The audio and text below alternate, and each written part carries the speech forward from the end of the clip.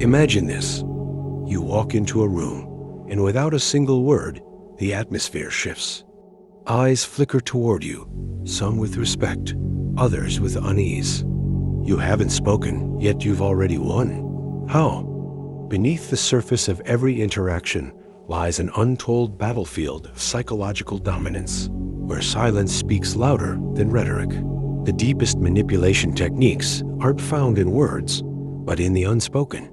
The subtle tension of presence, the weight of withheld reaction. What if power wasn't seized, but silently summoned? What if the strongest were those who never had to say a word? The truth? Most people are prisoners of their own noise, desperate to be heard, validated, seen. Nietzsche called it the will to power, the unconscious drive to dominate. Yet most sabotage themselves with clumsy words, emotional tells, and predictable reactions. Jung warned of the shadow, the unclaimed instincts we suppress, only for them to leak out in weakness. Society conditions us to perform, to beg for approval through speech. But the elite? They understand. True control begins in silence, in the mastery of unseen forces. The question isn't what you say, it's what you don't. Every unnecessary word erodes your power. Cognitive biases, like anchoring and confirmation bias, enslave those who speak first, trapping them in others' mental frameworks. The more you explain, the more you hand others the tools to manipulate you. Huxley's Brave New World thrives on distraction, conditioning people to seek validation through chatter. But in the shadows, the truly powerful exploit this.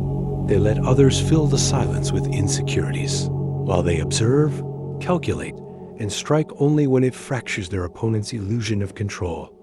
The battlefield is silent. Are you still talking? The revolution begins with a single law. Speak only when it increases your power. Schopenhauer mastered this. His philosophy of will taught that true strength lies in restraint, in letting fools drown in their own words. Study the chessboard of human interaction. A raised brow, a calculated pause, the refusal to flinch. These are the weapons of the unseen strategist. History's greatest minds, from Sun Tzu to Talleyrand, won wars without drawing verbal blades. Your silence is your sword. Wield it. Here is the silent revelation. Power does not respond to noise. It resonates in absence. The deepest manipulation is self-mastery. When you refuse to perform, others orbit your stillness like moths to a dark flame. Nietzsche's Bermensch was not a tyrant of speech, but a sculptor of silence, bending reality through sheer will.